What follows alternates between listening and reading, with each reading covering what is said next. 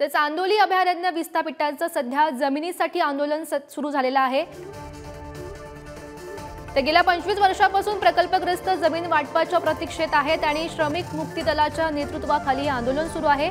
मुख्य वनरक्षक कार्यालयासमोर ठिय्या आंदोलन या ठिकाणी सुरू असल्याचं पाहायला मिळत आहे। तर चांदोली अभयारण्य विस्थापितांचं जमिनीसाठी हे आंदोलन सुरू असल्याचं आपल्याला पाहायला मिळत आहे। तर मुख्य वनरक्षक कार्यालयासमोर हे ठिय्या आंदोलन सुरू आहे आणि याबाबतचा आढावा घेतलाय आमचे प्रतिनिधी शेखर पाटील यांनी।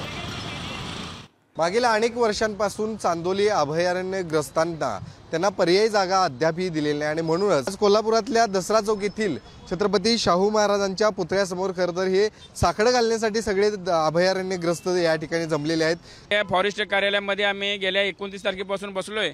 आमच्या प्रमुख मागण्यासाठी मागण्या काय आमच्या फक्त 3च घेऊन बसलोय। मागण्या आमच्या भरपूर आहेत, फक्त 3 मागण्यासाठी बसलोय। प्रथमतः आमची मागणी आहे की आमची जमीन आणि जमिनीला पाणी आणि घर बांधणी अनुदान 1,65,000 रुपये मिळाले पाहिजेत।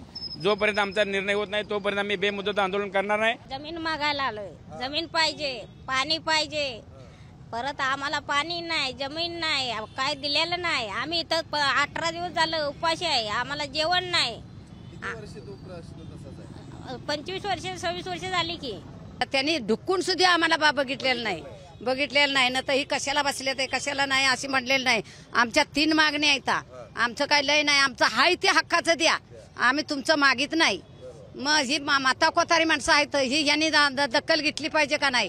आमच्या मुलाबाळासनी नातू परतुंडासनी कोण जिमनीशिवार होय म्हणे ना झाले। गेल्या अनेक वर्षांपासूनचा हा त्यांचा प्रश्न आहे, मात्र अद्यापही या मागण्या ज्या आहेत त्या पूर्ण झालेल्या नाहीत आणि म्हणूनच कोल्हापुरात गेल्या काही दिवसांपासून त्यांचं ठिय्या आंदोलन जे आहे ते वन विभागाच्या कार्यालयासमोर आहे आणि आता कोल्हापुरातल्या दसरा चौक या ठिकाणी शाहू महाराजांच्या पुतळ्यासमोर देखील ते ठिय्या मांडून बसले आहेत। कॅमेरामन ओंकार वळवडेसह शेखर पाटील, पुढारी न्यूज, कोल्हापूर।